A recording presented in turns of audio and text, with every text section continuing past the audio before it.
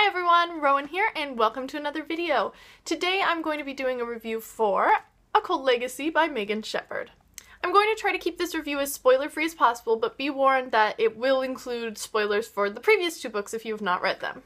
So Occult Legacy is the third and final book in the Madman's Daughter trilogy, and I read this whole series probably in the last few months, and I really liked it. It was really unique and dark and gritty and really interesting compared to a lot of young adult books I've been reading. It was kind of breaking the mold. So at the end of the second book, Juliet, Montgomery, and Edward are headed to her guardian Elizabeth's castle, I guess you'd call it, and they find out that she is a descendant of Dr. Frankenstein. So Edward is trying to kill himself because Beast is taking over and he doesn't want to hurt anybody, and Lucy is with them and they're just going to the castle trying to escape because Juliet killed a whole bunch of people. So at the beginning of this book, they reach the castle and they don't really get a warm welcome and things are kind of weird and creepy, and Elizabeth isn't supposed to be there for a few days, and they have to keep Edward chained up so Beast doesn't go on a rampage and murder everyone. And they find out that Elizabeth still has the scientific methods to making like Frankenstein's monster and bringing people back from the dead and things. Going into this book, I was super excited because I love Frankenstein. The other two books were amazing. If there's something that I learned from the other two books, it's that Megan Shepherd can really deliver a fast-paced, interesting, kind of dark story that really makes you question like the gray line on a lot of matters. However, the problem for me was that I found this book really to kind of be lacking compared to the other two. One of the things about the other two books is that it was really heavy on a love triangle, with Juliet trying to pick between Montgomery and Edward.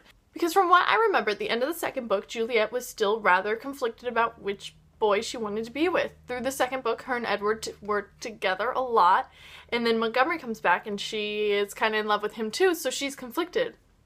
But then we start the third book and there's absolutely no love triangle. She knows which boy she wants to be with, she has reached a decision, and the other boy doesn't even like romantically enter her thoughts in any way, shape, or form. And it was really strange. I felt like I had missed a whole piece because I didn't see how she got to this conclusion. I didn't understand how she could get there so easily and quickly. And it was really strange. I was expecting the third book to be a whole like resolution of the love triangle, and it was just suddenly resolved. It was very weird.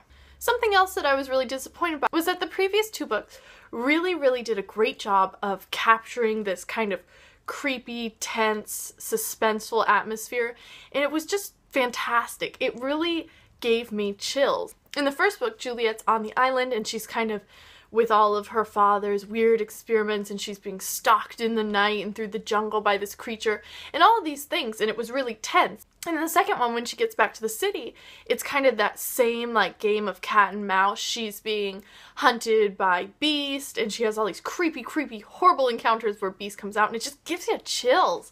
I mean, those books, they're really kind of spooky. Occult Legacy was really lacking in that sense. The tone didn't really seem creepy, this castle wasn't creepy, none of the characters made you feel kind of like unsettled or anything, and there wasn't really much like suspense or tenseness through the whole thing. It was kind of flat, to be honest, and I was really disappointed in that. Also, the science in the previous two books were really interesting when we learned kind of about what her father is doing, and then she's trying to fix herself and she's trying to fix Edward so he doesn't have to worry about Beast in the second one. I mean, the science was really intriguing. In this one, the Frankenstein science was just kind of there. It was just kind of like thrown at us and we get to see Elizabeth do it, but we don't really get much explanation or scientific stuff. What I did like about this book was the author obviously had a really clear message that she was building up towards. In this book, because Frankenstein's science lets you bring back the dead, it kind of brings into the questions of what does it mean to live? Like, what is the cost of a life now that you can just come back? It was kind of nice because in each book there's kind of this underlying tone of what it means to be human, what makes us human, you know, like, do we have the right to play God in certain matters? And like I said, kind of that moral gray line and those sorts of things. So this book was really interesting because it kind of brought a new element, that like playing with life and death. So I really liked that the author kind of worked up towards that message, and then there was a resolution in the end. Ultimately, this book ended up being a lot more disappointing than I had expected, and I don't even think it's because I had like high expectations for this book, which I did because I really loved the rest of the series. But it was really flat and didn't quite capture like the essence of the other two books that I enjoyed so much. There wasn't really that much darkness in comparison to the other two. There wasn't such like internal struggles with Juliet, which was something I really liked in the other two. Her trying to like battle that darkness inside her. It felt like through the whole series it was building up to kind of this whole love triangle thing between them, which I don't particularly like, but you know, it still was there. I don't know, I was actually really disappointed by this book, you guys. I feel like I would really recommend this series to people that haven't read it, but I would kind of give them the warning that, hey, you know, the first two books are fantastic, totally worth it. You just have to prepare yourself for the disappointment that is the third book.